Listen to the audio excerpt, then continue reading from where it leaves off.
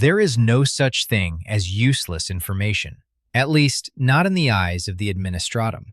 So here are more Warhammer 40K facts you absolutely don't need and will never forget. We're starting with the orcs because they are the closest thing the 41st millennium has to a self-sustaining ecosystem that also wants to hit you with a pipe. Orcs don't breed, not in any way an Imperial xenobiologist would recognize. The Ork Codex describes their reproduction as the dispersal of spores that settle and mature over time. A world hit by orcs isn't just fighting an invasion, it's dealing with a future infestation already seeded into the environment. When an orc dies, the body releases a massive burst of them, enough, according to the Codex material, to seed dozens of new Orkoid organisms. Those spores don't all become orcs. Some develop into Squigs, the semi-feral creatures that orcs variously use as food, pets, guard dogs, ammunition, and hair. Some become Snotlings, the smallest and most wretched of the Orkoid subspecies, barely intelligent enough to be useful and too pathetic to be worth eating. Some become Gretchin, the cunning-but-cowardly servant caste that does most of the actual work in orc society while absorbing most of the casual violence. And some, given sufficient time and nutrients in the soil, grow into full orcs, towering, all muscle, an overwhelming desire to acquire a bigger gun. Biologically, this makes every orc asexual. No male, no female, just orc. A species that reproduces the way mushrooms reproduce, except these mushrooms eventually develop rudimentary language, crude metallurgy, and opinions about the color red. Once a world has been touched by an orc infestation, clearing those spores out once they've settled is functionally impossible. Imperial commanders who have beaten an orc Wa already know the battle wasn't the hard part. The planet's geology is now an orc nursery. Reclaiming it's the work of generations, and even then, Gretchin have a way of showing up in the sewers years later like nothing happened. Cutting open an orc to understand what's going on inside doesn't clarify much either. Many expected organs are replaced by fungal mycelium and undifferentiated tissue performing familiar biological jobs without looking much like familiar anatomy. An orc body wasn't designed by anything with an aesthetic sense. It grew, the same way mold colonizes bread, except this mold eventually picks up a crude flamethrower and names itself something like Grotzmascha. That fungal biology extends into orc engineering in ways the community has been cheerfully arguing about for decades. The popular meme version goes like this: orc technology works because orcs believe it works. Paint a truck red, it goes faster. Lash enough scrap metal together, call it a weapon, and the collective psychic field generated by billions of orc minds bends reality just enough to make the thing fire. This version of the lore is everywhere: memes, shorts, casual conversation. And it isn't entirely wrong, but it isn't entirely right either.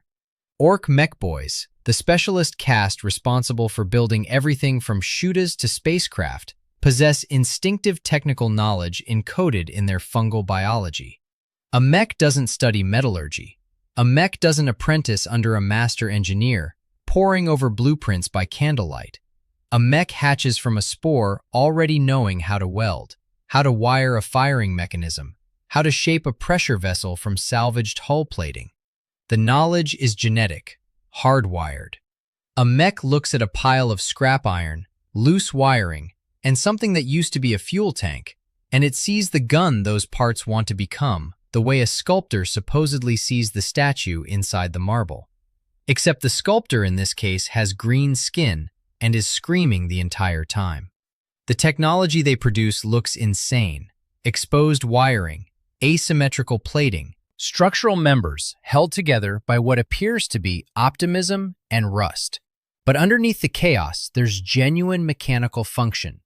Engines turn, guns fire, vehicles move, not purely because of belief, because of instinct, encoded in the same biological substrate that lets an orc regenerate from a spore in damp soil. The collective Wa psychic field does appear to smooth over tolerances and bridge gaps that would make a Mechanicus engineer weep into his augmetic hands. But the strongest version of the meme, the idea that a gun with no firing pin works because an orc doesn't know what a firing pin is, gets more pushback in the actual lore than the internet suggests. What the Codex material describes is arguably stranger than magic, a species genetically programmed to build weapons the way a spider is genetically programmed to build webs, and a latent psychic field that acts like grease on the gears rather than a replacement for them. Now, speaking of biological engineering carried to absurd extremes, one of the gene seed organs implanted during the creation of a space marine is the Becher's gland. Paired organs tucked near the salivary glands inside the mouth. Their function: they allow a fully armored, genetically augmented, psycho-conditioned killing machine to spit corrosive acid strong enough to eat through metal. A space marine can dissolve a lock by spitting on it. He can blind an enemy combatant by expectorating in his general direction. The Emperor of Mankind looked at the most lethal infantry unit ever fielded by any civilization in the galaxy's history and decided that what it really needed was acid saliva. As a backup system, nobody in 10,000 years has filed a formal objection. Another implant is the omophagia. Its function is somehow even less normal. It allows a marine to absorb information from consumed tissue and store it as biochemical memory. The Imperium built superhuman warriors who can investigate a battlefield by eating part of it. One of the most widely circulated stories in the fandom involves a Crimson Fist at the Battle of Rindsworld, usually identified as Captain Alessio, reacting to the loss of an arm with genuine confusion because the arm was still right there on the ground. Whether the exchange survives in exactly the form people repeat or has been polished by retelling, the beat captures something real about the Astartes' cognitive framework. A detached limb isn't a crisis. A detached limb is a logistics problem. The arm exists. Its current location is known. File the retrieval request and move on. That's what those implants do. Not just make a marine stronger or faster, though they accomplish both.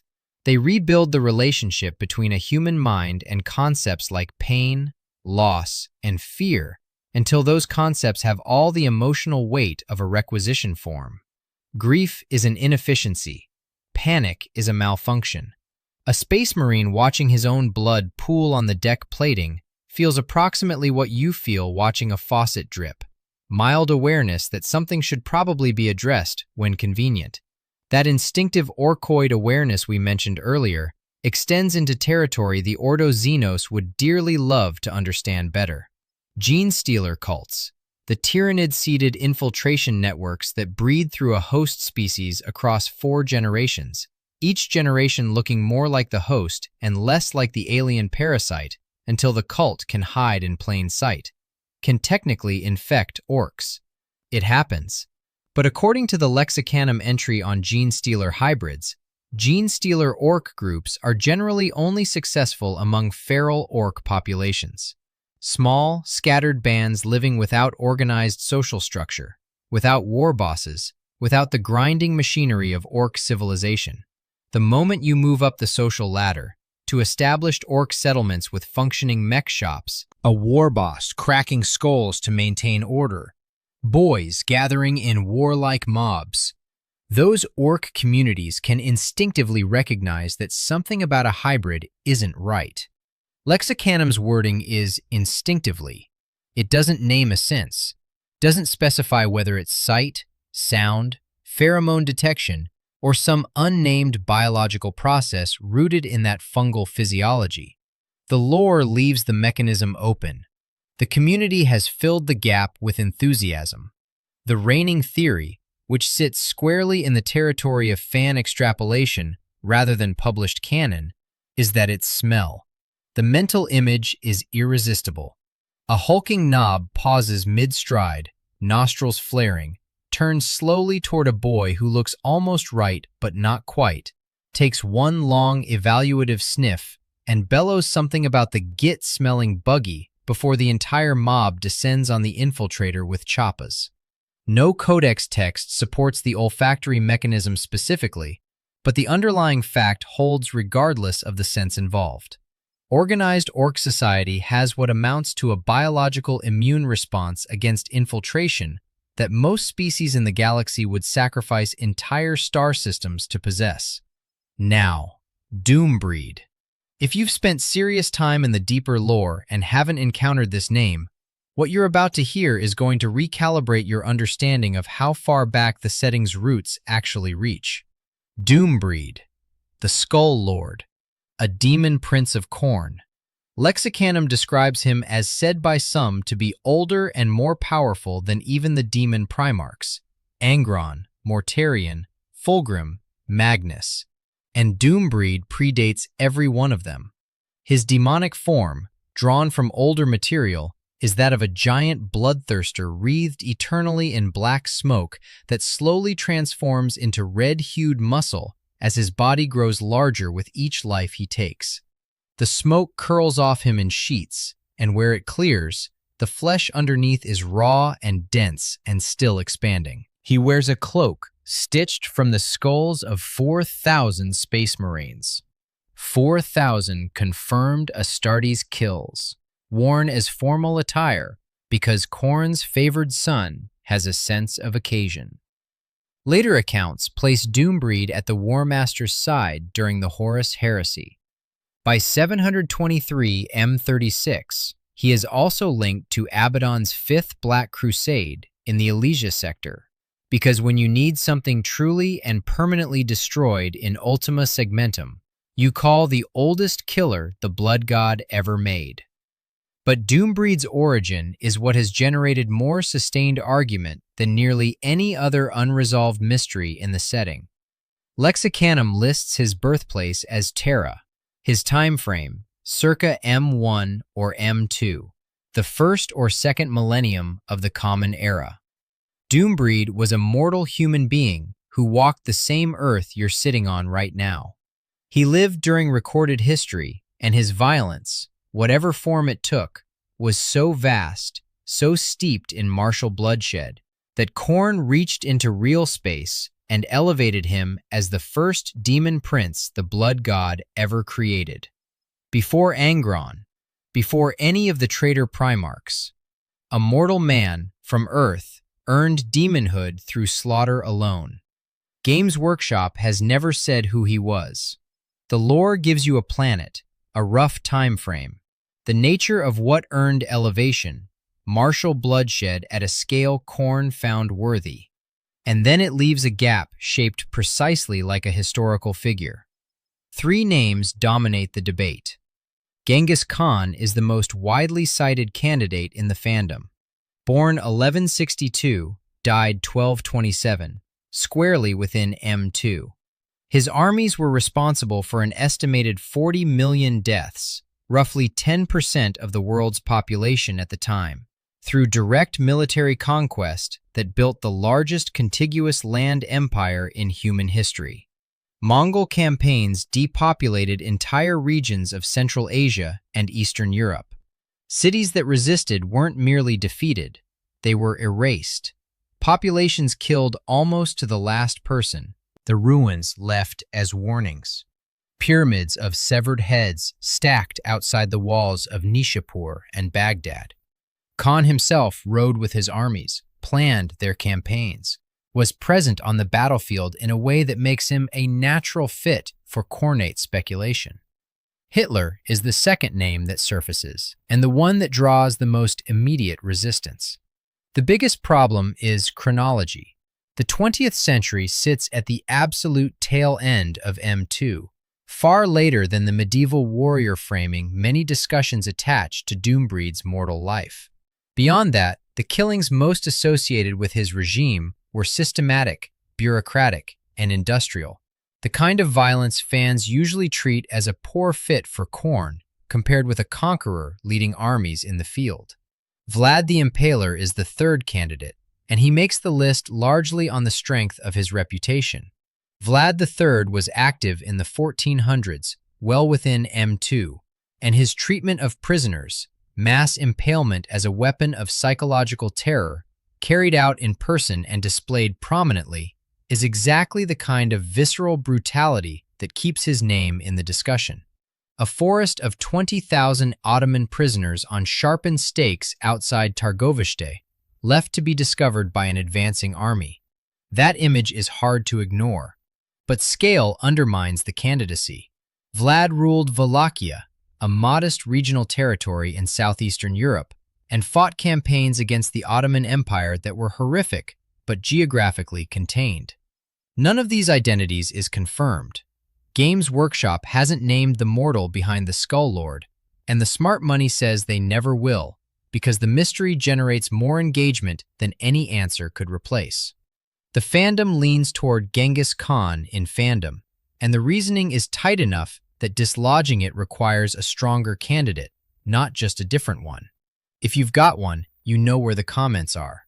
A fact about the Imperium's other internal empire, while we're on the subject of coexistence built on mutual suspicion, the Adeptus Mechanicus, the priesthood of technology headquartered on Mars, isn't a department within the Imperium's government structure. It's an empire within an empire, maintaining its own territory, its own military forces, its own fleet, and its own internal theology that doesn't fully align with the Imperial creed. Mechanicus doctrine holds that human flesh is fundamentally untrustworthy. Their sacred texts include the line, "There is no truth in flesh, only betrayal." Their highest-ranking members are so extensively augmented with mechanical replacements, limbs, organs, sensory apparatus, cognitive processing systems, that calling them human is a courtesy extended for diplomatic reasons rather than biological accuracy. Terra tolerates all of it, every deviation from orthodox imperial worship, every tech priest who has replaced his lungs with filtration bellows, because the Mechanicus maintains every piece of advanced technology the Imperium depends on. Every bolter, every starship engine, every suit of power armor.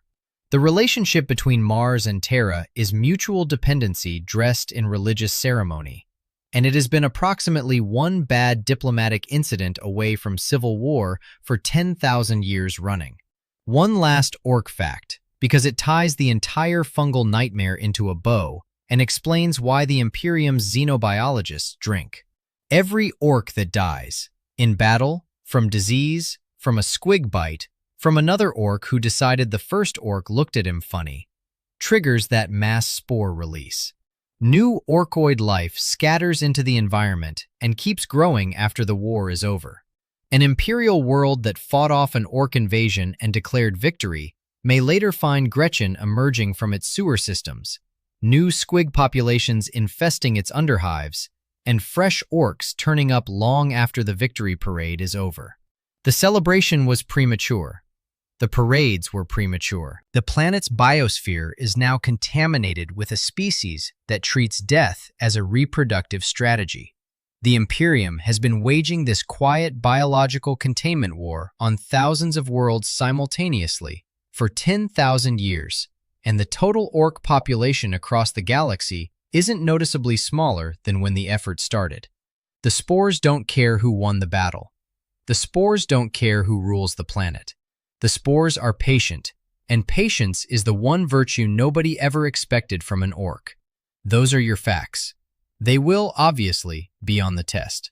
The Administratum expects a passing grade, and failure to correctly identify the fungal composition of an orc's internal organs will be noted in your permanent record, right next to the disciplinary action for mispronouncing Doombreed. If you've got a strong theory about who the Skull Lord was before he started wearing 4,000 skulls as formal attire, the comments section is open and the Administratum is accepting submissions. And if you're sitting on your own incredibly useful lore that the rest of us somehow missed, bring it. Subscribe for more.